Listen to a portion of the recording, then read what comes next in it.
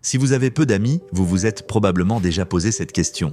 Est-ce que j'ai un problème? Pourquoi mon cercle social est-il si restreint? Les 5 caractéristiques que nous allons aborder ici sont des signes mentaux discrets mais profonds que les personnes ayant peu d'amis portent souvent en elles sans s'en rendre compte. Numéro 1. La capacité à établir des liens sélectifs. Avoir peu d'amis n'est pas synonyme d'asocialité, contrairement à ce que beaucoup pensent. Il s'agit d'un système de sélection conscient ou inconscient. Être sincère avec tout le monde ne te semble pas naturel. Car pour toi, établir des liens, ce n'est pas un échange d'intérêts, mais un lien sincère. Au lieu d'être proche de tout le monde, tu choisis de nouer des liens profonds avec les bonnes personnes. Il ne suffit pas que la conversation soit fluide. Tu veux être compris, tu veux de la réalité, les dialogues superficiels ne te conviennent pas. Dans les foules où les mêmes phrases tournent en boucle, tu te retires intérieurement. Car là, ton esprit et tes émotions ne peuvent pas entrer en contact. Plutôt que de rester seul dans la foule, tu préfères établir un lien authentique avec une seule personne. C'est pourquoi ton cercle se rétrécit. Mais cette réduction n'est pas une perte, c'est un signe d'intensité. Tes liens sont rares, car ils ne se créent pas au hasard. Et c'est là une sélectivité psychologique rare. Cette solitude est un choix, tu sais bien que préférer la solitude à une foule factice te convient mieux. Numéro 2. Résilience intérieure et faible besoin d'approbation. Tu n'es pas obligé d'être constamment recherché, interrogé ou invité. Tu n'es pas obligé d'être constamment recherché, interrogé ou invité. Une diminution de l'intérêt ne signifie pas une diminution de ta valeur. Car tu ne tires pas ta valeur des réactions extérieures. Tu ne te soucies pas d'être approuvé. Tu ne te sens pas diminué lorsque tu ne l'es pas. Ce n'est pas de l'indifférence, c'est définir ta valeur de l'intérieur. Beaucoup de gens se regardent dans le miroir à travers les yeux des autres. Toi, tu peux rester debout même lorsque tu es seul avec toi-même. La solitude ne te perturbe pas. Ne pas être vu n'efface pas ton existence. C'est pourquoi on te trouve parfois distant.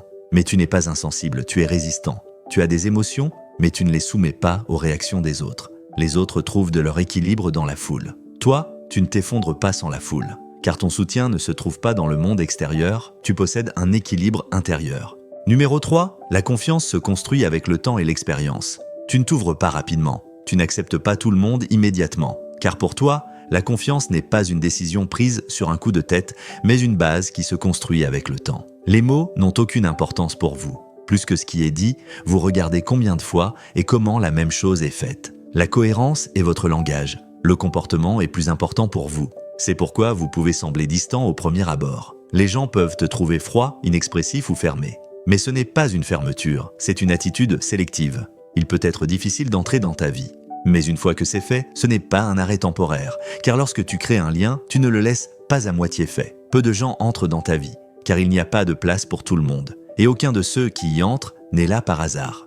Numéro 4. Être à l'aise avec la solitude. La solitude n'est pas une peur pour toi. Ce n'est pas un vide. Ce n'est pas un endroit où tu te perds, mais un endroit où tu te retrouves. Tout le monde se disperse dans le silence. Mais toi, au contraire, tu te ressaisis. Quand la foule se retire, ton esprit s'éclaircit, tes émotions se stabilisent. Quand tu es seul, tu ne cherches pas à fuir. Tu n'as pas besoin de remplir ton téléphone, d'augmenter le volume, de trouver quelqu'un. Car la solitude n'est pas une menace pour toi, c'est une forme de contact. Pour réfléchir, pour ralentir, pour t'écouter. Beaucoup de gens fuient la solitude parce qu'ils ne supportent pas d'être seuls avec leur voix. Toi, tu peux le supporter. Et tu ne te disperses pas. C'est pourquoi la solitude ne t'affaiblit pas. Au contraire, elle devient une compétence qui te permet de tenir debout. Car celui qui sait rester seul a appris à s'appuyer sur lui-même. Et c'est une qualité vraiment rare. Numéro 5. Faible tolérance à l'artificialité et au bruit émotionnel. Tu ne supportes pas la joie forcée. Rire parce qu'il faut rire, jouer un rôle pour paraître sincère te pèse. La fausse sincérité ne te réchauffe pas. Au contraire, elle te fatigue davantage. Car tu ressens les émotions, les sentiments artificiels ne sont pas pour toi. Les environnements où l'on parle sans cesse mais où rien n'est vraiment dit te fatiguent l'esprit. Tu ne supportes pas le bruit émotionnel car tu entends le sens du silence. C'est pourquoi tu choisis ton environnement, tu choisis les gens. Ce n'est pas de l'arrogance, c'est de la sensibilité sensorielle et émotionnelle. Tu préfères avoir peu d'amis, mais de vrais amis. Tu préfères avoir des liens silencieux mais authentiques plutôt que des liens nombreux mais vides. Ce choix te sépare parfois de la foule, mais il ne te laisse pas seul. Car toi, tu préfères avoir moins, mais du vrai, plutôt que d'être entouré de faux. Et c'est là une conscience que tout le monde n'a pas. Alors, qu'est-ce que tout cela signifie? Avoir peu d'amis n'est pas un défaut. C'est le signe d'un esprit qui sait ce qu'il accepte et ce qu'il refuse. Ne pas créer de liens avec tout le monde, ce n'est pas être incapable de créer des liens. C'est avoir appris à se protéger. Et vous, lequel de ces points vous correspond le mieux? Écrivez vos commentaires, la plupart des gens lisent en silence.